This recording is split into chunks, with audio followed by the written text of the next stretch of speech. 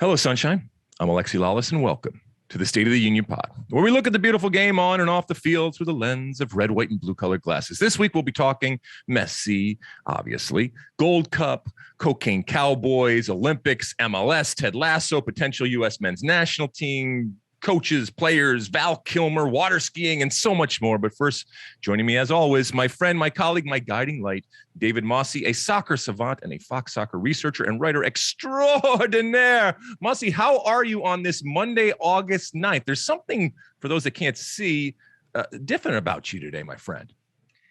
Correct. I am coming to you from Fort Lauderdale, where I am vacationing with my parents who own an apartment down here, having a wonderful time. Today is actually the final day of the vacation. I fly back to Los Angeles tomorrow morning, but it was terrific. Just what the doctor ordered after our busy summer of soccer. Now, knowing the animal and the party animal that you are, is this, I know we're not anywhere near spring break time, but do you treat this as a type of spring break type of release, or are you just kind of laying low and relaxing out there with your parents?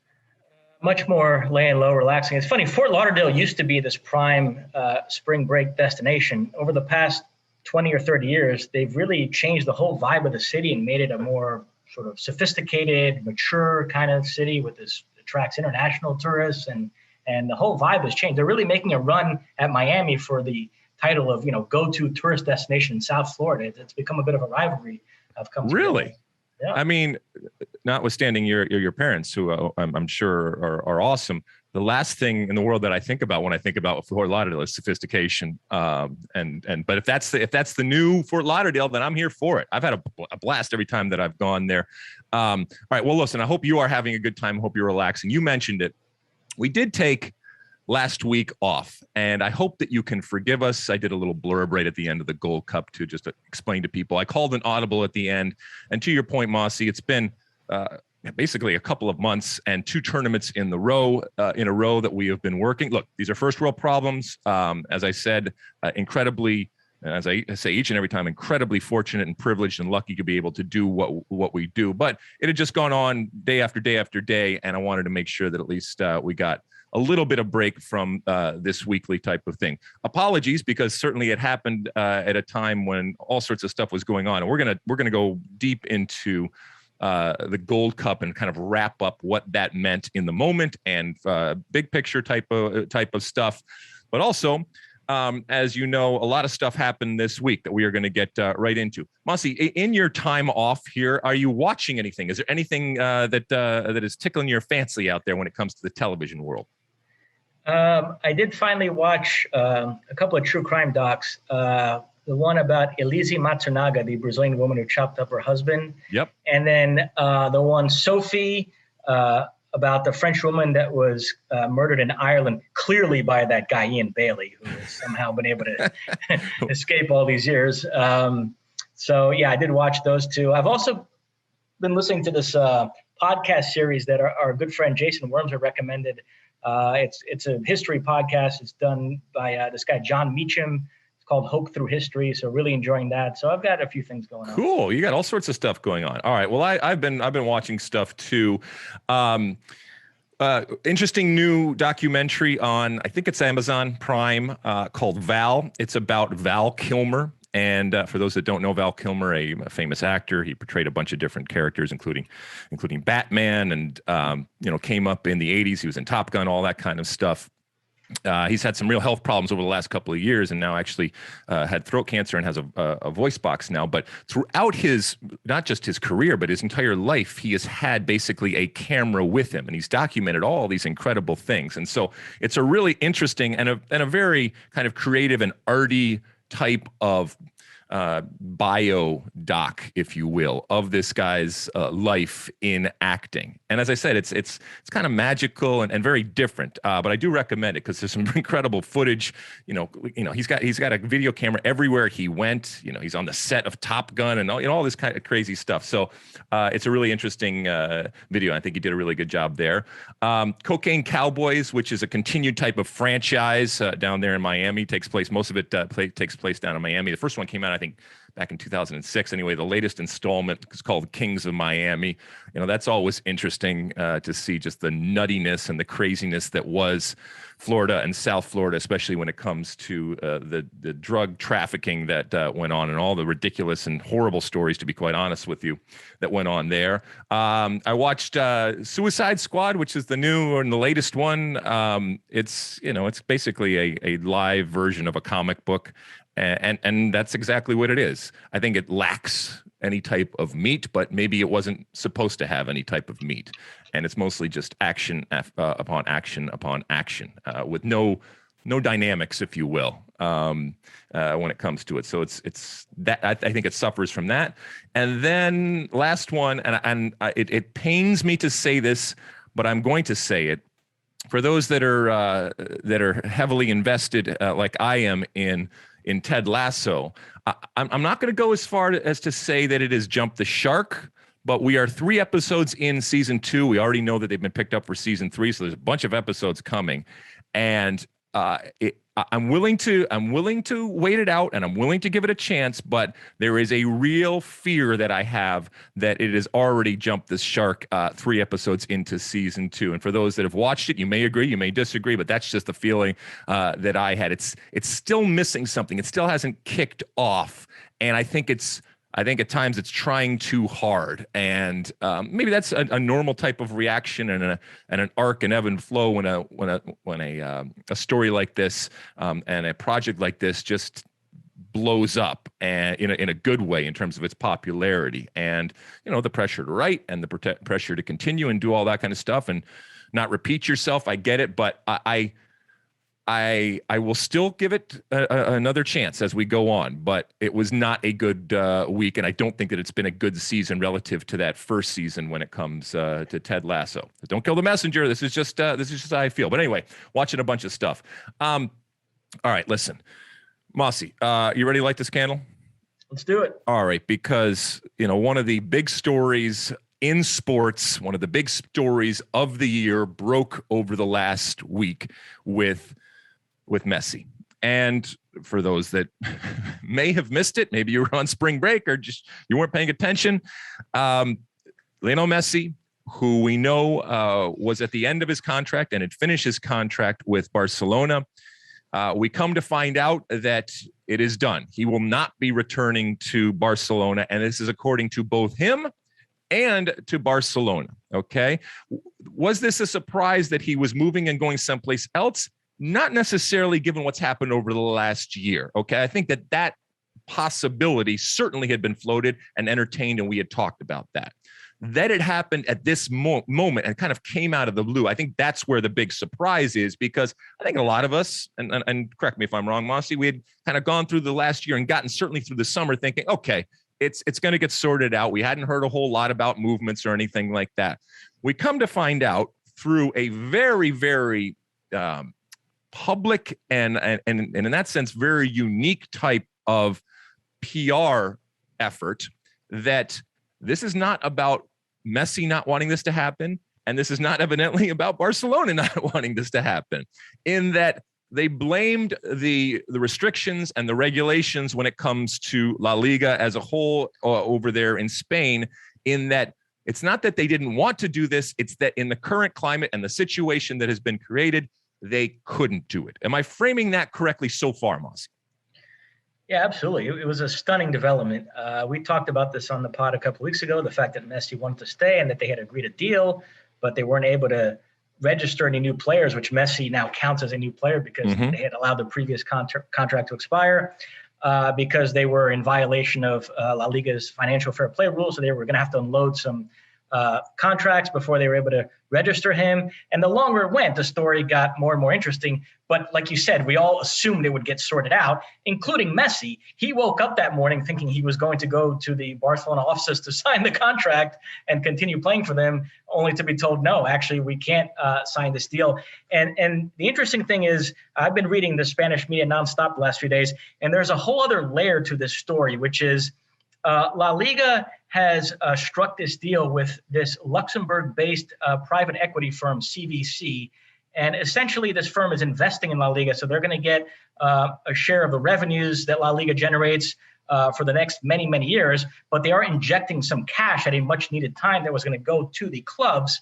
And the one catch is that all the clubs had to commit to staying in La Liga long term and not breaking away and forming a super league, because of course anybody that's going to invest in La Liga, they want assurances that Real Madrid and Barcelona are going to be part of the league. And so evidently 10 days or so ago, the president of La Liga, Javier Tebas, sat down with the president of Barcelona, Joan Laporta, and laid out the fact that he had struck this deal with this private equity firm. And he told Laporta, if you support this, then I'll sign off on the Messi deal. And Laporta initially said, fine. So that's why everybody thought the Messi situation had been sorted. Messi was informed of this. And then in the interim, last several days, apparently Laporta had a change of heart. And the Spanish media is convinced that the Real Madrid president, Florentino Perez, got a hold of him and said, wait a minute, why are you closing the door on the Super League? This is still a go. We're still going to try to make this happen, and convinced Laporta to not support this deal that La Liga had struck with the private equity firm. And once Barcelona did that, then La Liga said, well, then we're not signing off on the Messi deal. And here we are. So it's being framed to some degree in the Spanish media as Barcelona choosing the Super League over Messi. But there is an element of fiscal, I guess, irresponsibility, because when this came out, it sounded to me like Barcelona had made poor business decisions over the years, and they're not alone in that. Okay, but Barcelona, más de un club, one of the biggest clubs in the world, spends a lot of money and has made a lot of money, but they had made poor business decisions over the years that were then exacerbated by the pandemic. And now the chickens, as they say, have come home to roost.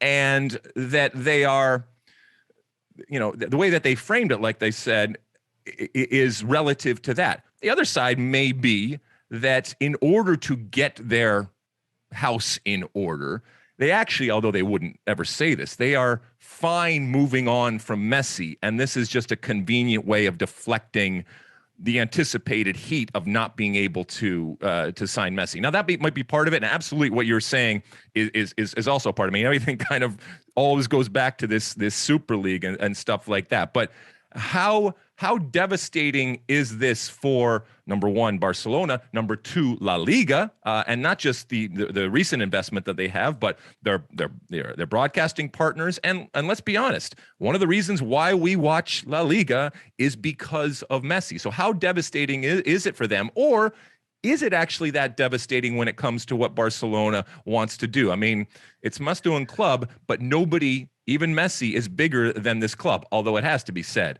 he is forever intertwined. And that's why this is kind of blowing people's mind, including mine, that we are going to potentially see him now in a different jersey. He has been in that incubator from a teenager to now and knows nothing else. And he has developed and evolved and been given that platform in Barcelona. And he and his family know nothing else. And we saw it in his tears that this is happening, how much it has meant to him, and how he's going outside of that bubble. And he is this stranger in a strange world now. And like I said before, I'm here to see it. It's fine. But I guess I asked a bunch of questions there. Maybe you can answer a couple of them, including how much of this is a problem for La Liga and or Barcelona. Well, just to address the very first thing you said, that maybe there's a part of Barcelona that doesn't mind moving on from Messi. But if that was the case, they had a much better way to do it last fall when he filed that burofax, because then it would have been his decision completely. Instead, they ended up bringing him back for a season, finished third in La Liga, got knocked out in the round of 16 of the Champions League, did win a Copa del Rey. But now he leaves in this way where he wanted to stay, and they're seen as essentially pushing him out the door. They are taking a propaganda lambasting. So if it was going to happen, this is not the ideal way they wanted it to happen. And you're right, the chickens have come home to roost. I mean, we've talked about it in the pod many times. We don't have to go through all the different signings they've made, but the amount of money that club has thrown away the last 7 or 8 years has been stunning for a club that prided itself on not having to spend that much money, because they had the formula. Remember La Masia, and they could bring guys up through the youth system. And there's been this complete shift in approach in the last 7 or 8 years where they've become crazy spenders like a PSG or a Manchester City, and it's finally come back to bite them. But as far as what this means we'll take it one by one. For Barcelona, listen, they were a big club before Messi, it's true, and they might recover eventually and become a big club again. But in the short term, this is going to be devastating because everything's been so built around him for the last 15 or so years that you can't just adjust from that on the fly. And, we're going into a season where I think they have zero chance to win the Champions League. And all I'm willing to say as far as La Liga is that they'll be in the top 4 mix, which think about that. We're going into a season where the most you can say about Barcelona and La Liga is I think they'll be in the top 4 mix.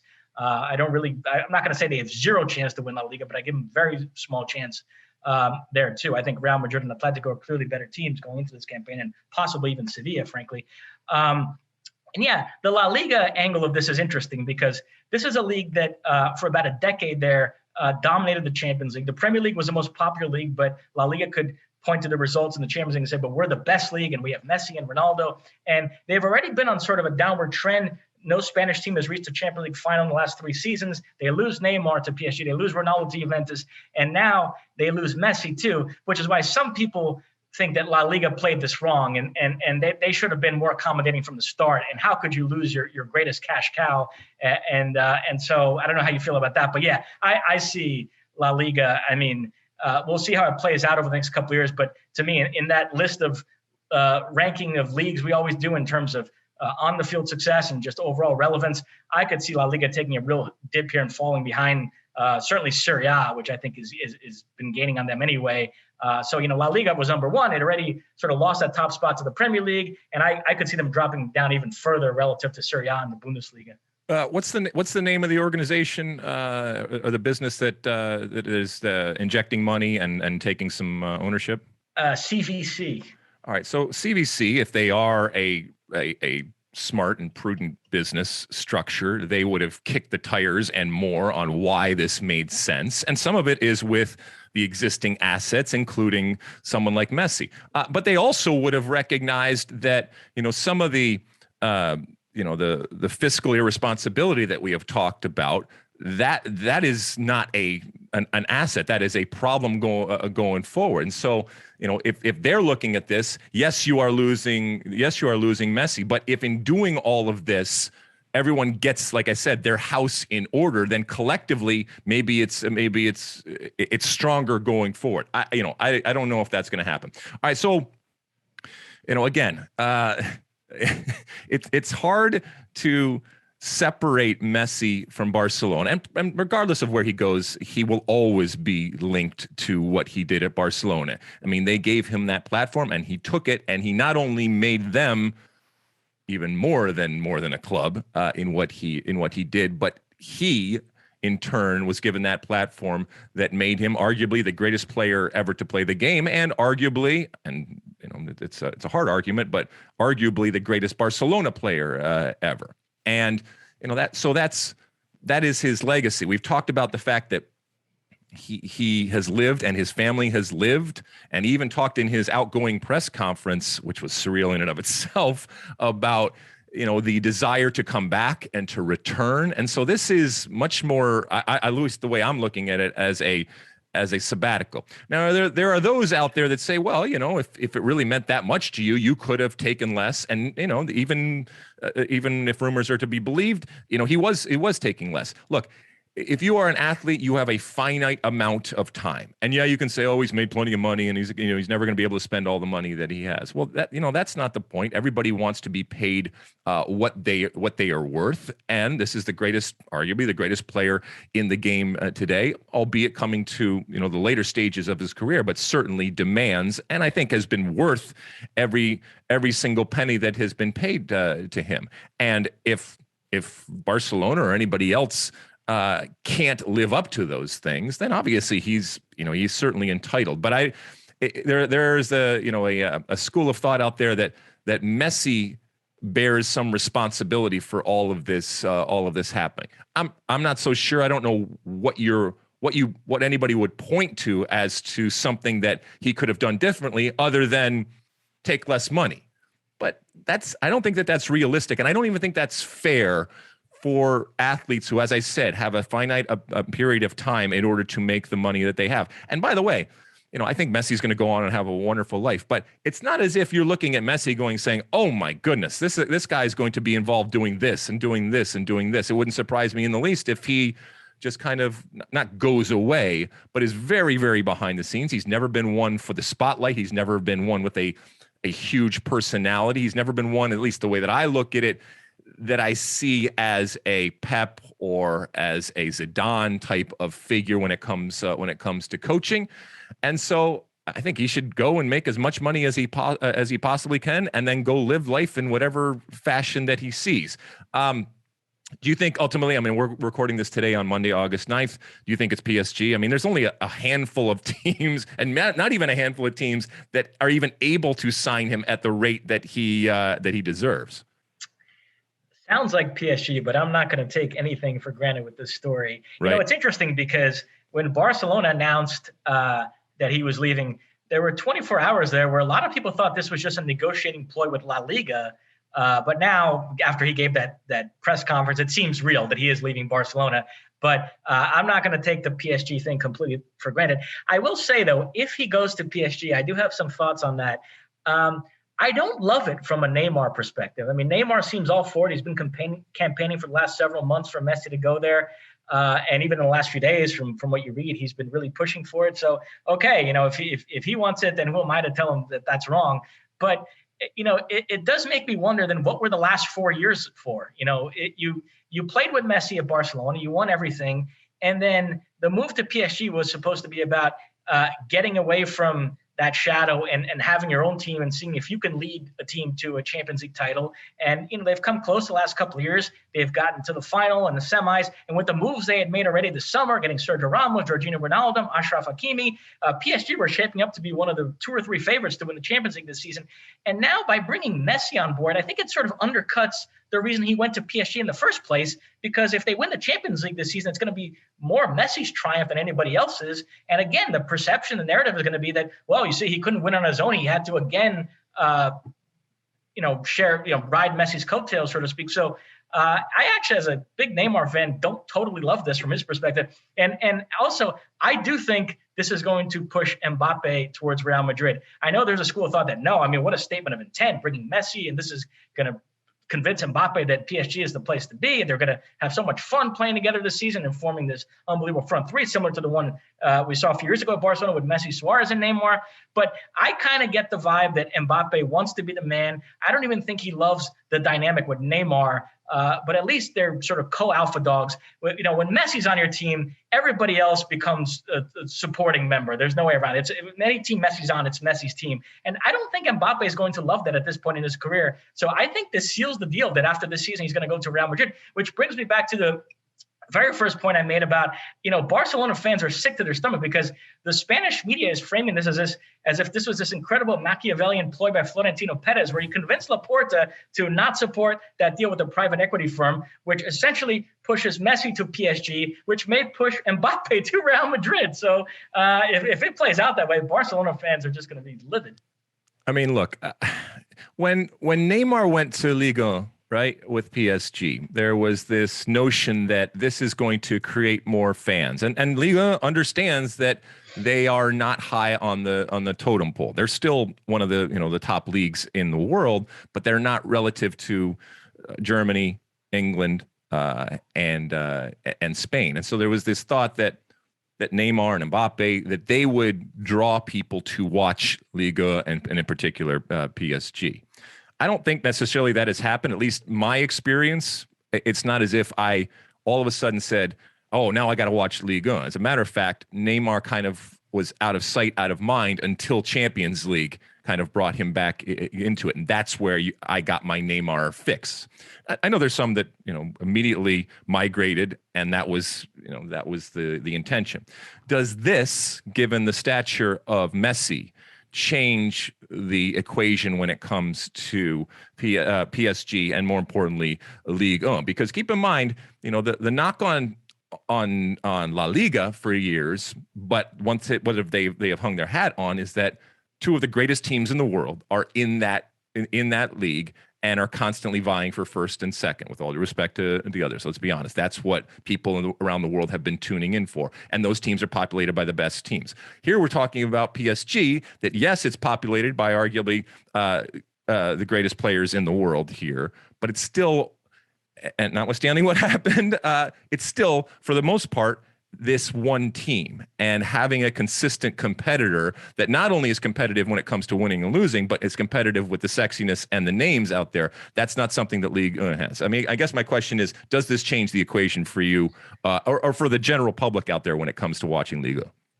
No, I don't think it's going to change the perception of the league, which is that it's a one-team league, even though PSG didn't win the title last season, right, but generally speaking. But I do think PSG, if he goes there, they're going to have this sort of dream team, or even Miami Heat from a few years ago when LeBron went there, LeBron, Wade, and Bosh sort of dynamic, where every game they play, there's going to be this curiosity factor. It's going to feel like must-see TV. So I think you are going to see a massive spike in the ratings when PSG are playing the riffraff and Liga, games that you normally wouldn't think to put on. But hey, if it's Messi, Neymar, and Mbappe, and they're going to put on a show, then you're there for it. So I do think we'll see a spike in ratings perhaps for PSG games, but it's not going to elevate the overall perception of the league.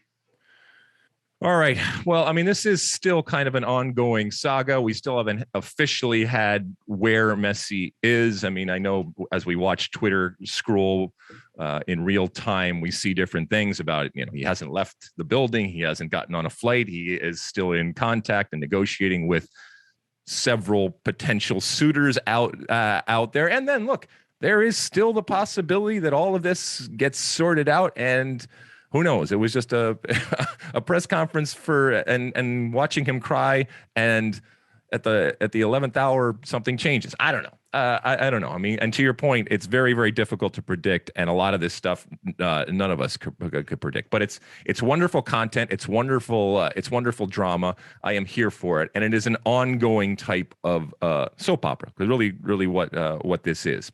Anything else on the Messi situation, Mosse? Well, I'll just say, and this transitions nicely into some other transfers we want to hit. If Messi goes to PSG, yes, they become the favorites to win the Champions League this upcoming season. But I think the two English teams that reached the final last season might have something to say about that, because they have not rested on their laurels. They've made some pretty significant moves as well, if you want to transition to that.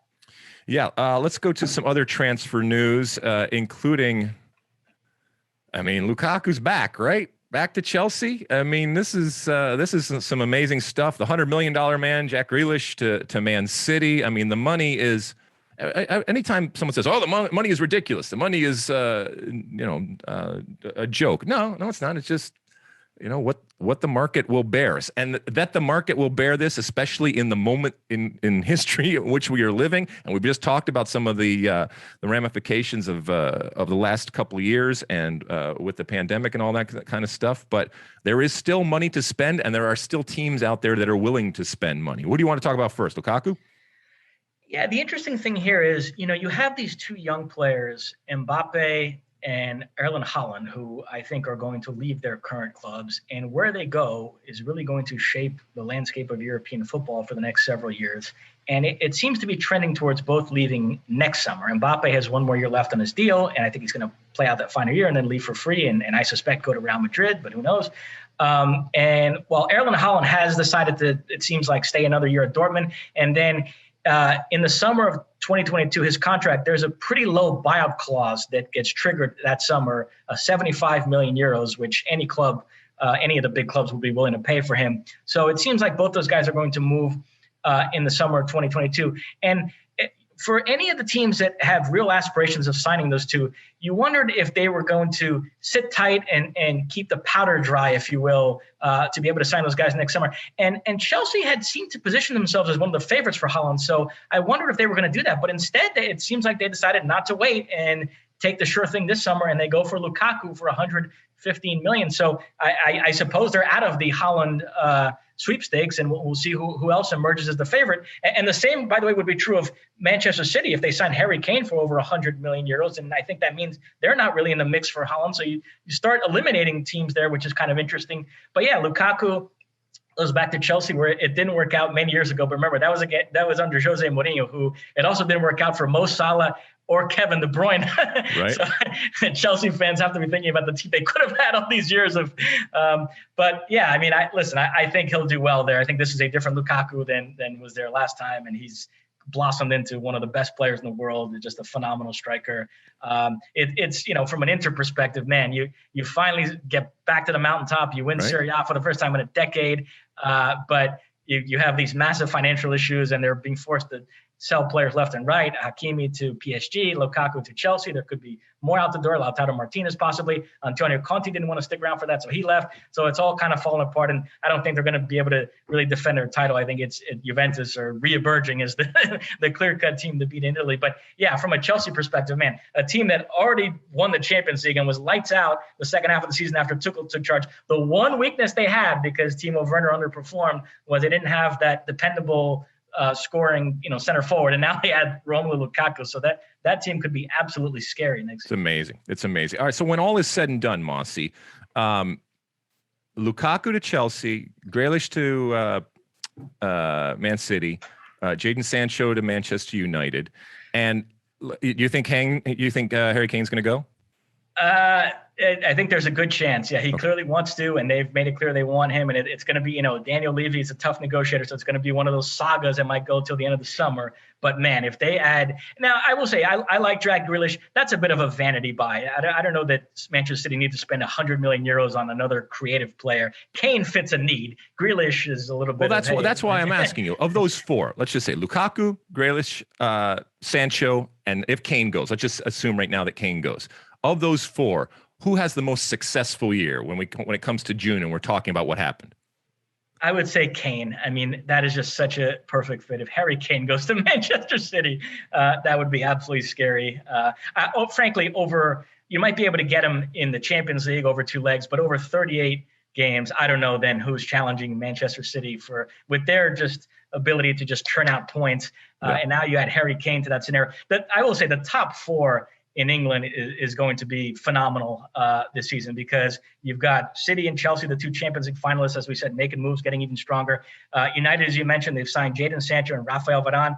And then Liverpool, I know our colleague Keith Costigan is very annoyed that nobody's talking about Liverpool. Virgil van Dijk is almost like a new signing. And, the last healthy season Liverpool had a couple seasons back, they won the Premier League going away. And now they have essentially that team plus guys like Jota and Thiago they've added since then. So Keith is convinced they're going to bounce right back into that sort of form and going to be in the mix as well. So that top four in the Premier League could be absolutely phenomenal. Unless Van Dijk isn't the same player that he once was. But, all right, well, you mentioned the top four. I didn't see you mention Norwich in the top four. What's the deal there? I mean, they are potentially making a massive signing here that I think could lead them to the promised land. Josh Sargent, our friend Josh Sargent, who now has played several years over in the Bundesliga. Rumors are, and it might, by the time you're listening to this, by the way, I'm talking on Monday, August 9th here. By the time you're listening to this, it might have been confirmed.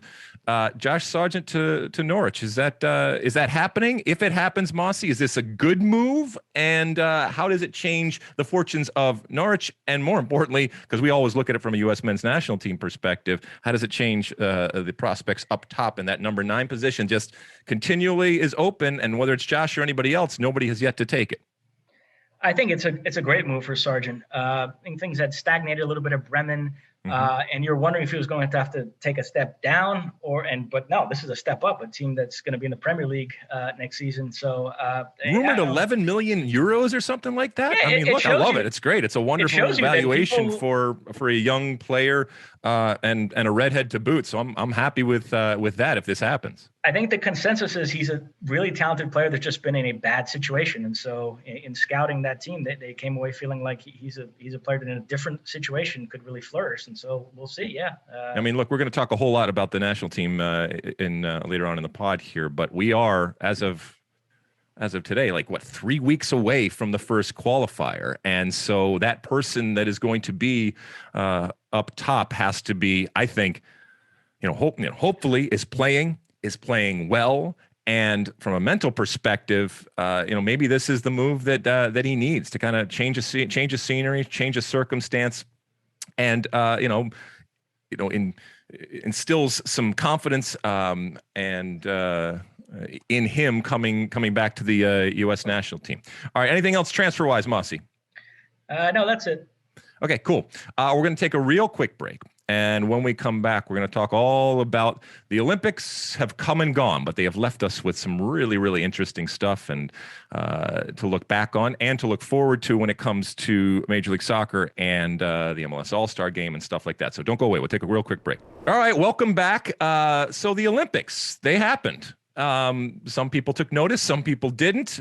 We certainly did on a number of different fronts and a number of different sports. It was not and will not be framed as the greatest Olympics ever. And a lot of it was beyond anybody's control, coming within the pandemic, being pushed back a year. But when it comes to the Olympics and it comes to the soccer in which we watch in the Olympics, there was plenty to watch on the men's side and the women's side. Obviously, the women's side featuring our women's national team, the number one team in the world, a team that is expected to win every single game and every single tournament that they play in. We'll talk about the men's side in a second, but let's wrap up this Olympics when it comes to the U.S. women's national team. Look, this is a U.S. women's national team who comes away from these 2021 Olympics with a bronze medal. I've heard lots of people say bronze medal, nothing to, something to be proud of and nothing to shake your head at. However, this is the U.S. women's national team, okay? And I don't think that you can argue that this was anything other than a failure of a Olympic campaign. And that is because of the incredible expectations that we have. This U.S. women's national team is, and continues to be built, and their entire brand is around being the best in the world, not the third best in the world. It's about winning World Cups. It's about winning gold medals, not finishing third and not winning bronze medals. So this Olympics was a failure relative to the teams and us when it comes to the public and the fans, our high standards and our high expectations.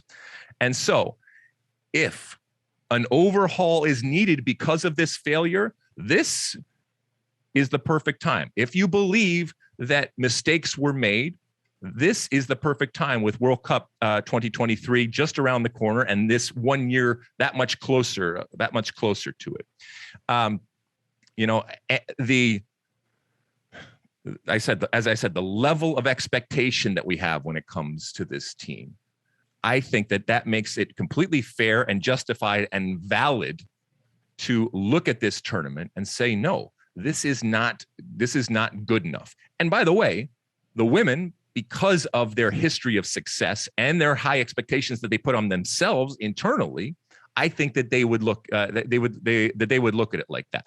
And as I said, it's not that you can't be proud of medaling in an Olympics. Okay, you've done something that 99.99999% of human beings in history have never done. I've certainly have never done that, but it's very different when you are the U.S. women's national team relative to some team that has never done anything. And it's a little apples and oranges when it comes to that. We talk all the time in tournament situations, and we did this summer where there were third place games, and they are afterthoughts. They're afterthoughts for the public, and oftentimes they are afterthoughts for the actual players involved when it comes to tournaments. Why do we even have these third place games? And I can tell you from having played in third place games, they suck, okay?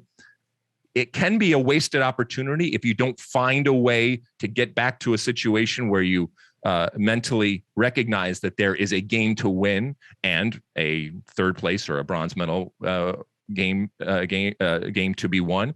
And by the way, the U.S. women's national team, they came out and stormed through that bronze medal game. And we kind of looked at it and said, well, where was this team during the tournament? So well done for picking it up and kind of showing us what you could have been through the tournament. That it happened in the third place game. That's the problem. Mosse, when it comes to this U.S. team and head coach Vlatko Andonovski, who was given the reins to an incredibly powerful and successful and expensive car that is expected to perform. Do you think that he continues on here? Do you think that he continues on? And I guess more importantly, whether it's him or anybody else, does the United States Soccer Federation and Ernie Stewart and Kate Margraf, do they use this opportunity to make some changes? Because the team, plenty of 30-year-olds, and by the way, they have won in the past with 30-year-olds. So it's not that this team can't win with aging players, but you look at players like obviously Megan Rapinoe and Carly Lloyd and Becky Sauerbrunn and Alyssa Nair and others that have been there, that have won that. Is this that opportunity when they are going to take and say, all right, we need a cleansing, if you will, and a rejuvenation over the next couple of years in order to be back at our best as the rest of the world continues to get better and better and better? And by the way, in this Olympics, it wasn't even all of the best teams out there and teams that we would look at as true competitors when it comes to the U.S. because of the way that the qualifying system was. What do you think this team looks like going forward, Mosse? Well, listen, time will tell if this was an aberration or reflective of something bigger. I'm not ready to say the world is caught up. The U.S. was unbeaten in 40-something games entering this tournament. But if you just take this tournament on its own, this was shockingly bad. I mean, for the U.S. women in any scenario to play 6 matches and only win 2 and be shut out in 3 of those 6 games. They lost to Sweden. They lost to Canada. They had that awkward final group match against Australia where they played for a 0-0 draw. When have we ever seen the U.S. women approach a game like that? And amazingly enough, the high watermark of the campaign was a game they didn't even win against the Netherlands in the quarterfinals, which was 2-2. They won on penalties. Usually a game like that, when U.S. women are functioning properly at a major tournament, that game is like the blip. You know, they win every other one convincingly, and there's that one game where they scrape by and needed a little bit of luck. And instead, in this tournament, that seemed to be the game that elicited the most positive reaction, where they looked like the U.S. women's national team, and they dug deep and that day and came through on penalties, and Rapinoe struck the winning kick. So a game that didn't even win was sort of the high watermark of this campaign, which is amazing. So it was terrible. There's no getting around it. But I do think Vlatko stays for the simple fact, like I said, they were unbeaten in 40-something games entering the tournament. If they had been shaky for 2 years and this was the culmination of that, then, yeah, I think you'd probably make a change. But it just came out of nowhere. They had played so well under him his first couple of years in charge. And so I think he deserves a chance to prove that this was an aberration. And, you know, the next World Cup is right around the corner, 2023, Australia, New Zealand. And I think he deserves to stay on. But to the second part of your question, absolutely with some squad changes. It's time for some new blood there and to bid farewell to some of the stalwarts who I think it's time to move on from. Yeah, I agree with you in that I do think that Vlatko continues on. And I think that there's justification for that, despite the failure in the Olympics. And you give him, if you really truly believe in him, it wasn't just for the Olympics, it's that you believe that he's going to grow and evolve. And if he kind of took the path of least resistance when it came to some of the players that he picked, that's a little disappointing, because you need to have the fortitude, and maybe he just didn't feel comfortable enough to do some bigger, bold things. But certainly he is entitled and has the opportunity now to do some big, bold things when it comes to moving forward, to your point, making some changes. Look, the U.S. women's national team also is always going to be a focal point and a focus when it comes to any type of tournament that they're in, including the Olympics, with the rock stars that they are, and they transcend the actual sports, so much. But they also court controversy. And so there were people that were asking me, about Americans, because of the stances that they have taken over the years. If there were Americans who we tend to think when the Olympics, everybody kind of comes together and it's kumbaya and it's united. Well, were there Americans that were actually hoping and cheering for this U.S. team to lose? And there are, and there were. And if you publicly take stances in this day and age on divisive issues, there will be negative reactions, and they will manifest in the way that you are cheered for or cheered against, even by your own countrymen and women. As an athlete, your success can, on the actual field, it can be seen as validation of those stances that you are taking, especially in this day and age where we have so many platforms and everybody, takes these stances. So many people out there will actually want you to fail because you have a differing stance on something. It comes with the territory. These women have experienced this over the years. They are used to it, and they will go on. The other part is, when it comes to this U.S. women's national team here, it's coming in the context of the U.S. men, which we're going to talk about later on, doing so well over this summer, and this back and forth between the two. And once again, you'd love to say that it's one nation, one team, and there's kumbaya, and everybody wants everybody to do well. But there are some U.S. women's national team fans, and for some of those U.S. women's national team fans, the inequities that either are perceived or real, they have positioned the U.S. men's national team as undeserving of what they get relative to the accomplishments that they have. And that's why when we have such high expectations. And the contrasting history between these two teams has been leveraged. And so any U.S. men's national team success that is happening, especially during a summer when the U.S. women's national team are not having success, can be positioned as a potential threat. So I thought all of this was just fascinating this summer in terms of these two teams that are both representing the United States and the different ways in which they do it, in the different expectations that we have, in the way that we play one off the other. And I'm not saying if it's right or wrong. It's human nature, and it is to be expected. Ultimately, as I've said before, this U.S. women's national team brand is built on being the best and consistently being the best. And by the way, there's very few teams out there that have consistently lived up to that type of expectation and that standard. And that's why when they don't do it, it is a surprise, it is a shock, and ultimately it is a failure. So here's an opportunity to regroup and come back bigger and stronger. And by the way, if you are bigger and stronger and you do win the World Cup in 2023 in Australia, New Zealand, you will have won 3 World Cups in a row. And that, my friends, is unprecedented. And that, my friends, puts you at a level and an echelon, the likes of which we have never seen. So there is something for Vlatko and for this group of women, whatever ones continue to really look at and kind of grasp. And as we've seen before, a U.S. women's national team that has something to prove can be a formidable force. So let's hope that they use this failure that happened in the Olympics to drive them on to another World Cup in 2023. All right, anything else from a women's national team perspective, by the way? We should say congratulations to Canada, okay? Absolutely. Congratulations to Canada. It was wonderful to see not just Canada, but Christine Sinclair and everything that she has meant to the game and to that country, and always kind of being third and fourth and never being there, and to get that moment. It was without a doubt the best, worst penalty kick situation that I have ever seen in my life.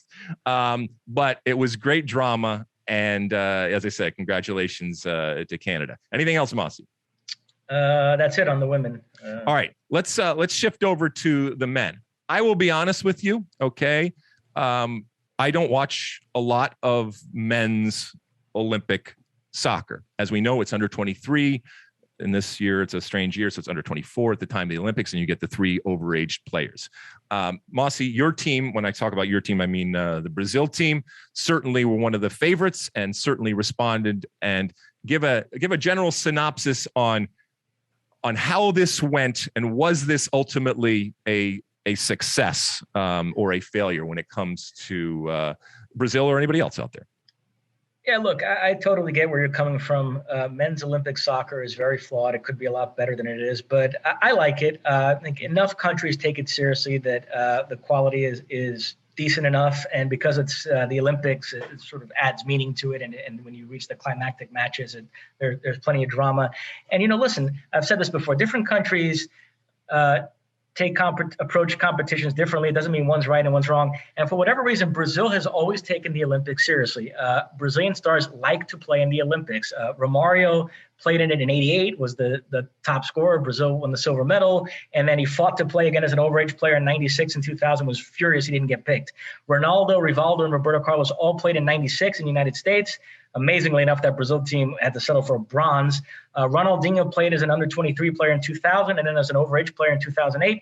Neymar played as an under-23 player in 2012 and then as an overage player in 2016 and won the gold medal. And 38-year-old Dani Alves, the most decorated player in soccer history, fought to play in these Olympics and captained the team. And you could see was very moved by winning the gold medal, was in tears at the end of the game.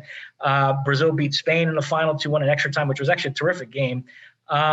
So yeah, listen, and Brazil has won more men's soccer medals than any other country, 7. They've been in the last 3 finals and won the last 2 gold medals. So it's something they've taken seriously. They've been rewarded for it.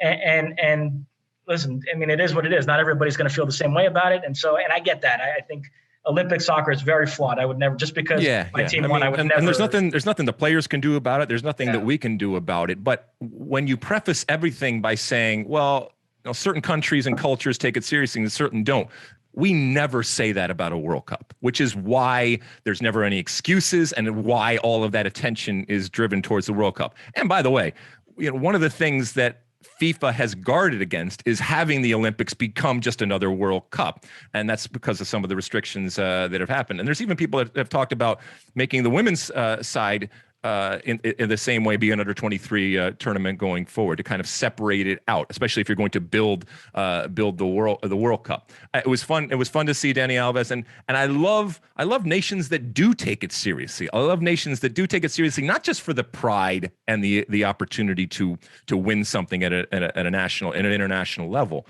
but also for the opportunity and the development aspect of it to use this, because in the international level you don't get a lot of opportunities to go through tournaments and go through big tournaments and stuff like that. So that was fun. That was fun to see. Congratulations. And I don't think that any of the players or that team says, all right, we're the kings of the world now that we've won it. I think that there is an understanding and a perspective that comes with it, but in no way should it diminish the accomplishment of winning a goal for your country, especially for a country that, like you said, does take it seriously and does value it. So congratulations to you, Mosse, and congratulations to the team. Anything that came out of it that you want to hit before we go?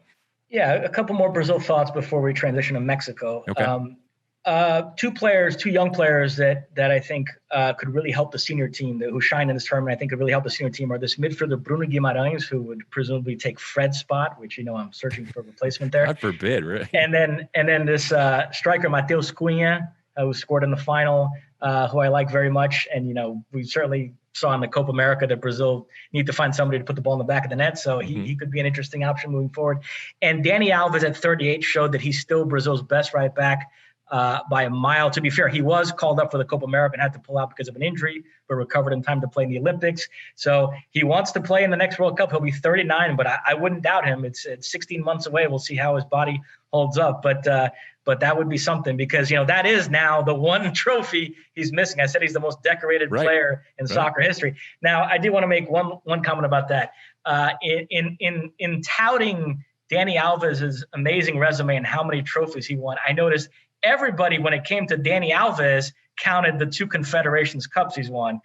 But if you go back to the before and after the Copa America final, I heard everybody say that Neymar has never won an international title for Brazil. So both those things can't be true. I mean, you can't only count the Confederations Cup when it's convenient, when it's a player you like whose achievements you want to enhance, and then not count it when it's a player you don't like whose achievements you want to diminish. Well, I don't think that's quite what happened. I think that they were listing out all of the awards and accolades that this player had won. They weren't listing out all the major trophies that they had won.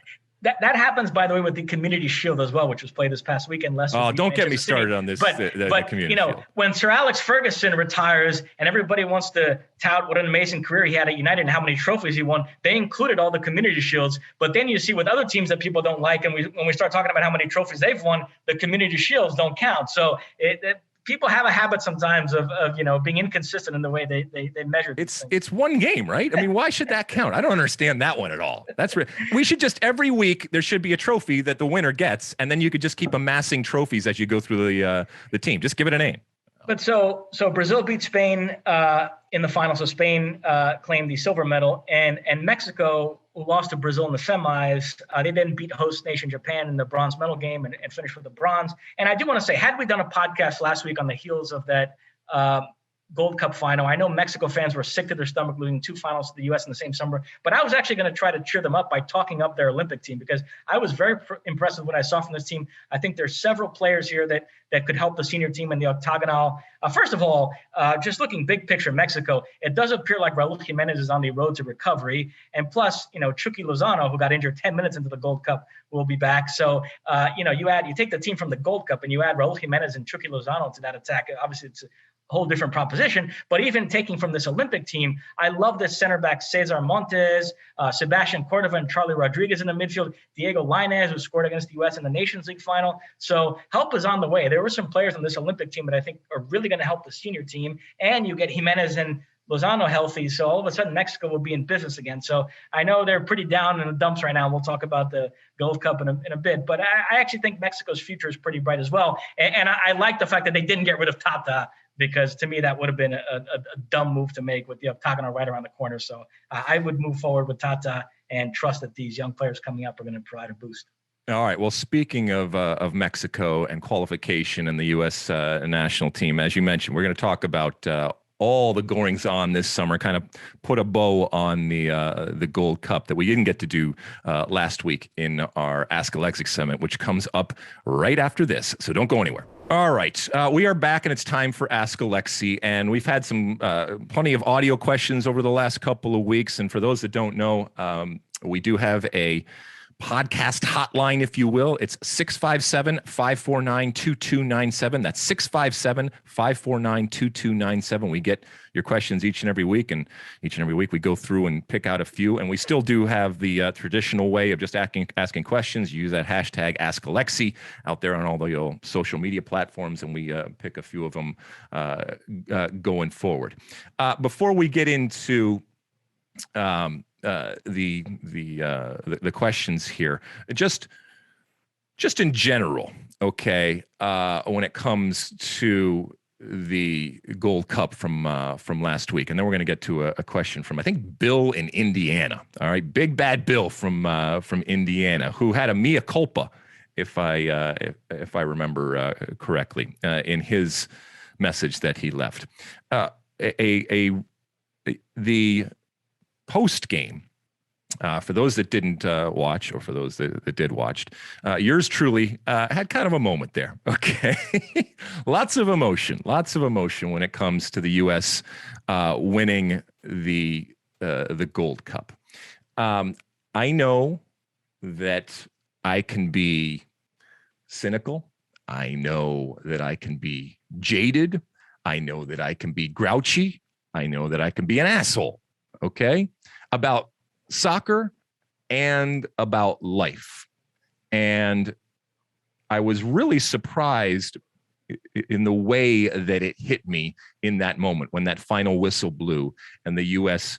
had beaten Mexico in front of 60,000 people, 59,000 of them cheering for Mexico in Las Vegas in that type of environment. I do think that I got choked up about it. And I do think a lot of it had absolutely nothing to do with soccer. I'm going to be honest with you. Okay. I've seen the U.S. do well. I've seen the U.S. win. And yes, I do wear my heart on my sleeve, and I do have an emotional connection to this U.S. soccer team doing well. Men's, women's, co-ed, naked, it really doesn't matter. I think that the situation and certainly life over the last couple of years for all of us around the world, I do think that probably played a part. Keep in mind, we were in a stadium, in a packed stadium, something that I hadn't been at in a long time. And I didn't realize how much I missed it. So we're already kind of in an emotional, frenzied type of state. And look, I know it might be sappy to some, but it was just an expression in feeling a wonderful moment and experiencing a moment of pure joy, and not just in my U.S. team winning, but in my country. And, we haven't had a lot of opportunity to do that. And all of the stuff that we have gone through, I think it just all kind of bubbled to the surface and came out. I'll be honest, it was a little embarrassing. I don't want to make a habit of that, but there was nothing we could do. We came on and it's live television. That's just the way that it goes. It may or may not have proved to people, not that this was my intention, that I am actually a human being, and I do have emotions out there when it comes to a lot of different things. But as I said, sometimes we use sports as a looking glass, and sometimes the actual sport, in this case, kicking the ball and the winning and losing, is only part of what we are feeling. And so I think in that moment, as I said, you saw a reaction to just a pure moment of joy. And we've had so many of them. And I know we attach all sorts of things to moments, and I wasn't attaching anything else other, as I said, than being really, really happy for this particular team, what they did, and for my country watching this team do what they did. All right, let's go to Bill in Indiana, because I know he, as I said, is apologizing profusely for something that he had asked us in a previous call. So, Bill from Indiana, what do you have to say? Hey, Alexi. Hey, Mosse. This is Bill from Indiana, a.k.a. Jim from Kalamazoo, as you called me last week. I forgot to leave my name. I called kind of saying that Alexi was wrong for saying that we all should want and hope for and expect a U.S.-Mexico final, and I would just like to officially apologize and retract that statement after watching that amazing game last night, realizing that, the excitement, the energy, the emotion that was there because of that wouldn't have been if it were the U.S. doing the same thing against Jamaica or Honduras, someone else. So I will, from now on, hope for a U.S. versus Mexico final in every Gold Cup going forward. All right, Bill. No need at all. We've all been wrong before, but yes, I think that you have recognized correctly that I was absolutely correct in hoping and praying for this matchup of U.S.-Mexico, and it only gets bigger and better. And by the way, there are more coming. And there are more coming later on. And, as I said in the post game, I know it's just a soccer game. And I know it's just a Gold Cup. And there will be bigger and more important moments when it comes to U.S.-Mexico going forward. But I think that what you saw and what you felt is where my hope for that final was. And it doesn't mean that you can't have great games against others, but this is our major rival and our major competitor. And in that type of moment, it was awesome. And you want more of it. And you got to be careful not to have too much of a good thing. But, the next time we see this is going to be in qualifying. And that's a different type of scenario than a tournament setting. But, now I think you understand, having seen that, and now having seen it twice over the summer, how awesome U.S.-Mexico is, and why I say it is the greatest rivalry in international soccer, and I will fight you on that. Mosse, anything with regards to Bill in Indiana there, recognizing and being very, very clear that he made a mistake? Apology accepted, Bill. But yeah, we didn't really get a chance last week to put a ribbon on this Gold Cup for the U.S. I apologize. I stepped on the Mexico stuff in the rundown in the previous segment, so we could just focus on the U.S. here unless you have something to say about Mexico. Yeah, look, it's amazing achievement to win the Gold Cup with the squad they sent. We could get into the A, B team, whatever, but the bottom line is Mexico had closer to their full strength, and they had much greater motivation because of what happened with the Nations League, and the U.S. still beat them in a stadium that, you were there, you can speak to this, was I'm sure 95% Mexico fans. So it's an incredible victory for the U.S., fantastic summer. In terms of individual success stories, I do think they're mainly at the back. Guys like Matt Turner, Miles Robinson, James Sands. I mean, the first two guys I just mentioned, Matt Turner and Miles Robinson, I think are candidates to start the first octagonal game. They were that impressive in that tournament. James Sands, maybe more from a depth perspective, his versatility, can play a couple different positions. But when you start working your way farther up the field, then from an individual standpoint, I think you'd be hard-pressed to find really great success stories. And you do come upon the one big failure of this tournament, which I would say was Daryl Dike, a guy who we all wanted to see perform in such a way where he would come out of this as the clear-cut starting center forward. That did not happen. If anything, he maybe dropped a couple of spots in the depth chart. So that was the one negative of this tournament, but it was offset by, like I said, some of the success stories at the back. I was blown away by how well Miles Robinson played. Kellen Acosta, too, in the midfield. The U.S. now has a very dependable backup for Tyler Adams at that number 6 position. So I think you not only do you win a trophy, beat Mexico in a final, but I think Greg Berhalter comes out of this feeling better about the overall talent pool and the depth he has going into the octagonal. Yeah, to your point in the back, I think that Matt Turner right now, there is a real debate and legitimate debate to have as to who the number 1 goalkeeper is right now. I think in Greg Berhalter's mind, that he's still going to go with Zach Steffen. Zach actually played well over the weekend in the Shields game, and so he was able to start for Man City. But we know he is not the number 1. And as I said before, that's all fine and well, but I just want my goalkeeper to save the ball. I mean, I don't think anybody came out better from the tournament than Matt Turner, and there's a real competition. And this was great. This was great for all of the players that weren't there, and this was great for all the players that were there. Yes, Robinson, I think, is going to be in the mix, although I think if Zimmerman is healthy, he's still, even having gone out early in the tournament, is going to be a possible pairing for Brooks going forward. So I think that's good. You mentioned Sands, who will certainly be there. Yeah, the big glaring problem is nobody came out and grabbed a hold of that spot up top. Hoppe, I'm still not convinced is the answer. He does some interesting things, and I think he will be part of the conversation, but I'm still not convinced that he's there. If Hoppe were playing, pick your MLS team, I'm not sure that anybody would even be talking about him, but he does do some interesting things. We know what Jossy Zard is. We know what Jossy Zard isn't. Daryl Dike did not grab a hold of that opportunity, but I'm not ready to give up on him yet. We mentioned Josh Sargent and the things that are going on there. I do think that there's some interesting things. For example, someone like Christian Roldan.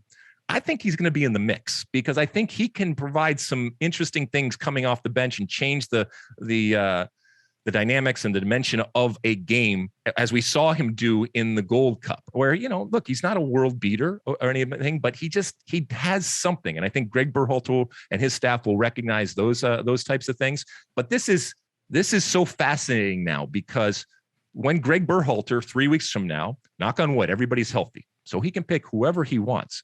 What is that group going to look like? What is that 22, 23 players going to look like? And then what is that ultimate starting 11 against Canada in Nashville? It's going to be fascinating to see. And there's going to be a lot of people arguing. You mentioned Kellen Acosta. It wouldn't surprise me if he's one of the players in the midfield, but there's so many different options. And that's why I say this is so good for those players that were in Nations League. They had their moment, all right, and they were looked upon as the A team, okay?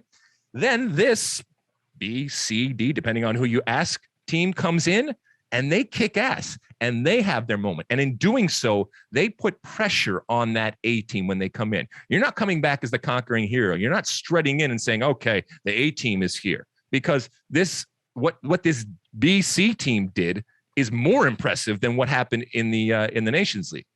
And it will put pressure on Zach Steffen. You got Matt Turner breathing down your neck, and that if Zach Steffen is as a starting goalkeeper, the minute that he lets a goal in, people are going to turn around and look at Matt Turner and going to say, what if that guy was in goal? Now, that's not necessarily fair, but that's actually a good thing to have that type of competition going on for a number of different positions. And I do think that has happened. Matt Turner, again, the way he framed it after the game was, there's not an A, B, C, D team. This is all one team. A little simplistic, okay, a little naive. We all understand that might not totally be the case. But I do think that this group in the Gold Cup, they feel that is the case, and they have forced themselves into the conversation. And it is the best thing that could possibly have happened to your Christian Pulisic, Zach Steffens, Weston McKennie's, Tyler Adams, Serginho Dest, all of those players that now when they strut back into camp, okay, they know that there are people that if you don't do your job, people say, yeah, but look what happened in the Gold Cup. Maybe that was the 18. Now, look, these are all, as Tata Martino says, and as you mentioned, Tata continues on, champagne problems. But, this A-B type of conversation was always going to happen. I think it's simplistic. And as I said at the beginning of the tournament, I think it's disrespectful, but it doesn't bother me. It's expected. It's always going to happen because of our natural inclination to differentiate and judge this U.S. men's national team talent relative to where they play or what their resume is or how much money they're making or all the different things that go into it. But when that whistle blows against Canada in Nashville, all of that goes out the window. Greg Berhalter has to get the best collection of 11 players on the field, regardless of where they play. And that to me is going to be fascinating. I think there's going to be a lot of disagreement and healthy debate as to what that best 11 ultimately is. Because let's be honest, we haven't had a lot of years where there has been a whole lot of debate about what that best 11 is. All right. Should we go to someone else? You good with that, Mosse? Yep. All right, I think we've put a bow on what has been a wonderful summer when it comes to the Gold Cup. Congratulations to Greg Berhalter. Congratulations to both the teams, the Nations League team and this Gold Cup team for what they did. And in doing so, they made us believe again. And I think it is right and fair for us to believe. But Janet Jackson, what have you done for me lately? So 3 weeks from now. Okay, David from Nashville, speaking of Nashville, also sent in a question. And I think he wants to know something about what if Greg Berhalter wasn't the coach? Let's hear what he has to say. Hey, Alexi. Hey, Mosse. This is David from Nashville. And I am calling about the U.S. men's national team coach. Alexi, I'm guessing from your time as general manager, you're used to keeping the idea of keeping the proverbial list of coaches in your back pocket for when if you need them. Last few episodes, you guys have both talked about the Supporter Shields race and all the coaches that are leading the way there. So my question is, if Greg Berhalter weren't able to be the coach for whatever reason in the near future, right now, who's on that list? Who's at the top and why? Oh, interesting. Well, look, I don't think that Greg Berhalter is going any place anytime soon. And I do think that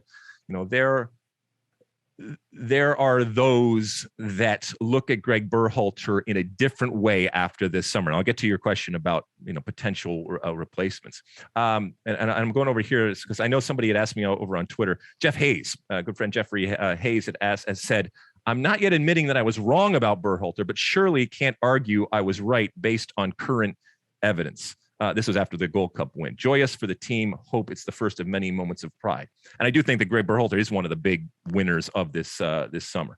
I mean, Jeff, to your point, by the way, it's not about being right or wrong. Ultimately, any assessment of Greg Berhalter will be relative to World Cup and World Cup qualifying, which is coming. And this summer was wonderful, but it means nothing without that World Cup success. And by the way, Greg Berhalter knows this better than anyone, and that's the octagonal is coming. Now, let's say that Greg Berhalter said, I don't want to do this anymore. Or let's say that the powers that be in Ernie Stewart and Brian McBride said, we need to make a change. This is not good enough this summer. I don't know. Who would be there? I mean, I think that, part of what Greg Berhalter and part of the criticism of Greg Berhalter has been over the years is that, as I said, he's too young. He's just a glorified MLS coach. The only reason he got his job was because of nepotism and his brother working at the Federation. He's not Tata Martino. He's not Jesse Marsch. I think Jesse Marsch will automatically fly to the top of the list, and probably is at the top of the list right now, given what he is doing. You'll have people like Peter Vermes. I think you'll have people like, I mentioned Tata Martino. I think that he was in the mix before. Depending on how it goes, I think there is still a cachet and a value to him.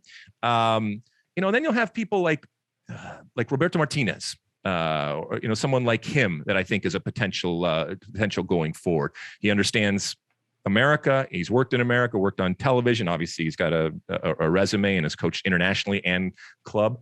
So those are some of them. Mosse, anybody pop into your mind with regards to potential coaches going forward in the future? Well, just to throw a couple of MLS guys out there, you mentioned Vermes, but I'm enamored of Greg Vanney. I think he's a terrific coach. Mm-hmm. And also Jim Curtin, I like a lot. Do either those two guys scream national team to you? I still think that Jim Curtin, I'd like to see him in a different scenario. That's why I like, someone like Caleb Porter. I've seen him in different circumstances and scenarios, and I think that that's important because that's why Peter Vermes, I'd also like to see him someplace else too. I mean, he's done a wonderful job, and I just look, and maybe Peter Vermes is more of a technical director type of situation. But yeah, I mean, look, I think Jim Curtin is well on his way, but I will reserve. I think he right now has been a great coach, but I will reserve more judgment until I actually see him in a different type of environment. Greg Vanney, I mean, look, he's got to be up for Coach of the Year already with what has happened in the turnaround at the Los Angeles Galaxy. And look, it's just like he's coming in and doesn't have a team or resources to do it, but you still got to make the choices. And what he has done and where he has gotten this team very, very quickly back to not just functioning, but competitive and one of the best teams in the league. Yeah, absolutely. Greg Vanney will be in that mix. It would be interesting if that were to happen. The other question when it comes to Greg Berhalter and the potential is, we know that multiple cycles don't always work. If it continues to go well for Greg Berhalter, we talked about this summer, let's say that they breeze through qualifying, let's say they get to the World Cup and do well. Do you say, all right, we are on this pathway to 2026? Because that's really the holy grail for a lot of these coaches. I mean, whoever is coach in 2026, that's a whole nother level of attention and opportunity. Do you say, let's continue on? Or do you look at history and say multiple cycles have not been good? Or do you risk throwing the baby out with the bathwater? I don't know. I don't know what is going to happen. And I guess it all is going to depend on what level of success he has through qualifying, and then more importantly, when he gets to Qatar next November. All right, I think we got one more question here, right? Eric from Detroit, from my hometown, on young talent emerging right now. Okay, let's hear what Eric has to say. Alexi, Mosse, this is Eric from Detroit. So you don't have to make up a name like, Jim from Kalamazoo or anything. My question this week is, watching all the young talent that's been on the field over this summer, seeing all the players from all the different countries and all the different international competitions. My question to you guys is, what young player really excites you guys for the future? Like, who are you thinking of that, man, you can't wait to see this guy grow and see what he does 5 to 10 years down the road? I actually have a couple that I'm thinking of. One is Erling Haaland, obviously at Dortmund. Even though I'm a Bayern fan, I still appreciate what he does and what he's going to do. And the other, honestly, is I'm excited to see what happens with Alphonso Davies. I think he is a phenomenal player. I know he's had some setbacks this last year with a few knocks here and there. So I just wanted to get your thoughts on that. Thanks again for everything you guys do. The podcast, the live Twitter and everything that you're doing, but keep up the good work, guys. We appreciate it. All right. Oh my goodness. All right. Young talent emerging. And I think, he's talking about talent around the world, which, I mean, we've already talked about it, some of that talent on it. And, I think he mentioned Erling Haaland and Alphonso Davies, and absolutely where do they go? I think Alphonso Davies, where do you go from Bayern Munich, right? Or do you just play for the next 10 years at Bayern Munich and become, and in that time, be one of their greatest players ever and one of their greatest defenders ever, and continue to be one of the great left backs in the world, which is what he is right now? Or is there a move for him? Because we know that when it comes to Haaland, there is a move. And we already talked about whether it's coming now, whether it's coming a year from now. And I think that's where the real excitement and curiosity and celebration is going to be, because we see this talent, but when it's up on that next, quote unquote, next level, I think that's going to be interesting. Who stands out to you when it comes to some young players? Well, look, he framed it talking about international tournaments this summer and who stood out. And a player who I think La Liga followers were already familiar with, but he really showcased himself this summer, is Pedri, this young midfielder for Spain, who played just an absurd amount of games this year because he emerged as a regular starter for Barcelona. He played virtually every game last season for Barcelona, even though he's a teenager, and then started for Spain at the Euros, played a lot of minutes in that tournament, and then played in the Olympics as well. So where Spain got all the way to the final. So he's played 70 some odd games really this season for club and country, if you take it from the start of the 2021 campaign through the end of these Olympics. So, I mean, but he's very talented. There have been some Iniesta comparisons. You know, a player who didn't shine this summer because his manager didn't let him, but who I continue to love is Jadon Sancho. And I'm so intrigued to see what he's going to do in the Premier League now with Manchester United. I mean, he mentioned Haaland there. I almost feel like Mbappe and Haaland, you separate out from this conversation. They're such givens at this point that, you know, those two are going to dominate the next decade. So, but yeah, those are some of the other guys I would look at. You know, and then from a U.S. perspective, you know, all the it's not the usual suspects, but it's the people that we've been talking about, your Buzios and Tessmans and Brendan Aronson, who continues on, and even the next Aronson and Paxton Pomnicol and you know, these types of players. And, you know, the real pathway that is emerging and the marketplace that is opening up for young American talent out there. And it's great to see. It makes me very, very happy that there are so many opportunities now being afforded to some of these young players and players that really haven't done anything yet. And that's a good thing. That's not a bad thing. That's a good thing. You shouldn't have to start a World Cup like I did in order to have bigger opportunities when it comes to a club situation. I know we're not going to really delve into MLS this week, but one player I do want to mention, because we caught some flack a couple weeks ago for not mentioning him, and rightly so. We should have mentioned him, is Ricardo Pepe, this center forward for FC Dallas, who is a big reason why they've shot up the standings. They're now just 2 points out of a playoff spot. They're the hottest team in the league. And he's just phenomenal. He scored in a recent win over the Galaxy. He became the youngest player ever to score an MLS hat trick. And he's a great prospect at a position, as we talked about, where the U.S. could use somebody emerging. But he's also eligible for Mexico, so that's going to turn into one of those tug of wars. So keep an eye on that. But yeah, if we're talking about a young player here playing in MLS who I absolutely love, he would be one for sure. Yeah, I mean, we wanted to tie up some bows here when it came to this week's podcast, and you know, there was like 25 MLS games. We were in the dog days of summer when it comes to Major League Soccer, and I at one point I think I had 6 different screens up on my computer when it came to watching soccer, and I'm here for it. I love it. I love watching it. But there's a lot of MLS going on right now. We have MLS All-Star 2, which we'll be talking a whole lot about as we get closer to it. That happens on August 25th, and we are actually airing that. So we're going to have all sorts of programming around that, including the Skills Challenge the day before and all that. But you know, the All-Star teams have started to come out, and that whole debate as to who are the All-Stars for the people that don't know, MLS All-Stars are playing against Liga MX All-Stars. So it's really going to be a fun type of format going forward. We didn't do a whole lot of MLS this week, but you can forgive us. Well, I should say I attended an MLS game last night. I mentioned I'm in Fort Lauderdale, so I went to Drive Pink Stadium to check out Inter Miami against Nashville. Wow. Terrific game, a lot of fun. Well, you saw a complete rarity then, my friend. You saw an actual win from Inter Miami at home. Wow. You know, I buried Phil Neville on the pod a couple weeks ago, but they played better since then, and then they played well in this game. They deserved the 3 points. They fell behind early in the second half. CJ Sapong scored for Nashville, but then Gonzalo Higuain equalizes. His brother comes on and gave them a nice spark, and then Vasilev with a late header to win it. So yeah, it was an enjoyable time.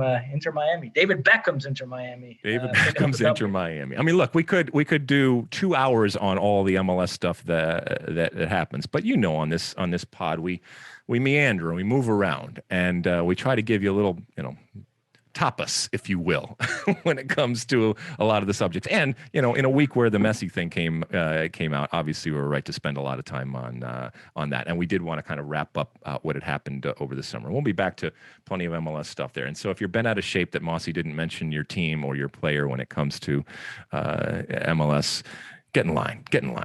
Mosse, anything else? Well, last thing I want to mention is, you know, you throw out the term Wally pipped a lot. Yes, I do. Well, because I learned it from you.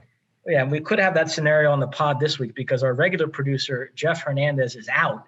And so his number 2, Luis Aguilar, who was also the number 2 to Alex Dowd before that. So this was his big opportunity. It reminds me of in The Sopranos when Uncle Junior shot Tony and Silvio Dante finally got to be the man. So Luis Aguilar was our lead producer this week. How do you think he fared? I just hope that he was able to press record. I mean, that's basically my fear each and every week. And so now that we have number 2 stepping up, I mean, you had one job. So we're going to find out when we're done with this. He sent us the rundown, very early, so we had plenty of time to digest it before the start of the pod. And by that, I mean 5 minutes before, but, we roll with the punches. We roll with the punches. Yes, we do. All right. We're going to roll to another quick break. And when we come back, we'll close out this show with my one for the road. Don't go anywhere. All right. We are back, and it's the end of the pod. And at the end of each and every pod, as you know, I give you my one for the road. I mentioned in the last segment about, how joyous it was for me and those of us that were fortunate to go to Las Vegas for the final of the Gold Cup, and to be in that what has become a rarefied type of environment, a full stadium, everybody screaming and yelling, having a good time, and to hear that soundtrack that unfortunately has not been there or has been replaced by a canned version of it for the last couple of years. It was just wonderful. As is the case, all sorts of different people at this function, Gianni Infantino and Victor Montagliani, the head of CONCACAF, and so many people that were there, including one of my favorite people in the world, and that is Bora Milutinović. And you will have heard at different times, if you listen to this podcast, me talk about Bora. And for those that don't know, he was our coach, the U.S. men's national team coach for the 1994 World Cup, a summer and a World Cup and a moment that, as I've said many, many times, completely changed my life. And, it's rare that you get to see people and thank people for changing your life. Well, as is the case, because Bora is this, as I've said before, this combination of Yoda and Yogi Berra and Chauncey Gardner from the movie Being There, in that he just shows up in different places, or Zelig, depending on who you want to go with. But he just shows up constantly. He doesn't have credentials other than he is Bora, and he really hasn't changed in the way that he looks. And so I was so happy when I was doing an interview with Victor Montagliani, the head of CONCACAF, myself and Rob Stone, and we walked into the setup, and there was Bora just standing there. And, this is a man that, as I said, was so important in giving me opportunities. But there were other players, and this goes back to, coaches. Coaches have their guys. Coaches have their favorites. And to have someone like that in your life that at a crucial part of your life believed in you continually and championed you, that's pretty special.